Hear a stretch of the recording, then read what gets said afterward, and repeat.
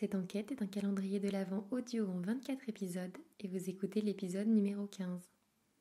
Si vous ne l'avez pas déjà fait, téléchargez et imprimez gratuitement le kit de l'enquête grâce au lien en commentaire. En cavale, le podcast d'enquête mystérieuse pour enfants espions. C'est top secret. On est en cavale. On mène l'enquête.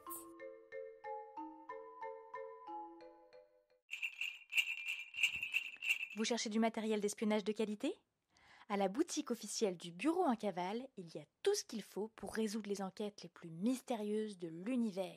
Le Bureau en cavale est partenaire de ce podcast.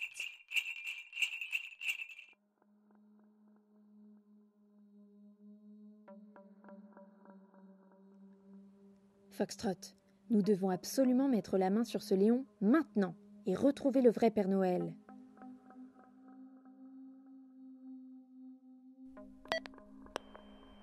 Appel à toutes les unités de renards du SSPN. Appel à toutes les unités. Retrouvez-moi illico presto dans la cour du château. C'est une urgence.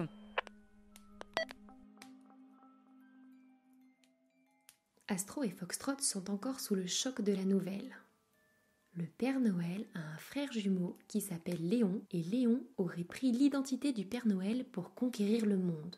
Astro, je suis désolé. J'aurais dû me rendre compte que ce n'était pas le vrai Père Noël. Je suis idiote.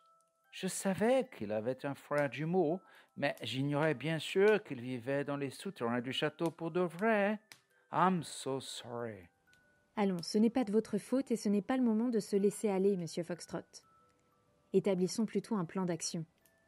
Vous, allez rejoindre les renards du SSPN et lancer les recherches pour retrouver Léon. Il est toujours déguisé en Père Noël et ignore que nous l'avons démasqué. Bouclez le périmètre du château. Personne ne doit en entrer ou en sortir. Yes, ma'am. Have vos ordres. Quant à moi, je pars à la recherche du vrai Père Noël. Je pense qu'il ne doit pas être loin. Peut-être même qu'il est dans le château. Je vais demander de l'aide à Madame Albertine et aux enfants espions.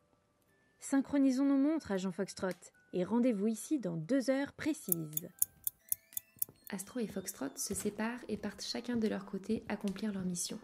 On peut apercevoir par la fenêtre des renards arrivant de toutes parts et se rassemblant dans la cour pour écouter les ordres de leur chef, Roméo Foxtrot.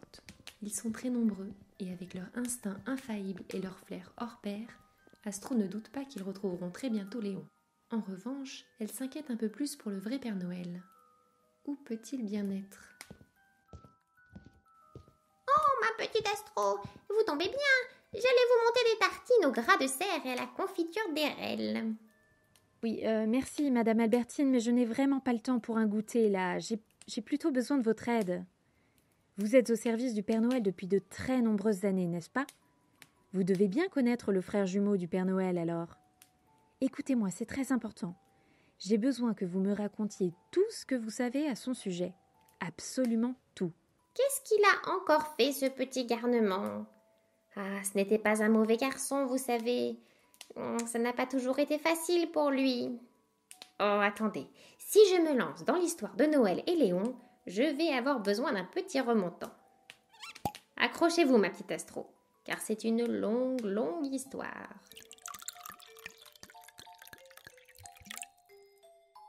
Pendant qu'Albertine reprend ses forces pour me raconter l'histoire de famille de Léon et Noël, tu vas peut-être pouvoir m'aider. Dans ton dossier d'enquête, tu as dû trouver un arbre généalogique de la famille Noël. Voici mes consignes. Tente de reproduire le portrait robot de Léon dans la case vide, celle à côté du Père Noël. On sait qu'il ressemble beaucoup au Père Noël, sauf qu'il porte des lunettes et qu'il n'a pas de barbe. Peut-être aussi que son costume officiel est d'une autre couleur que le rouge. Qu'est-ce que tu en penses ? À demain pour la suite de l'enquête.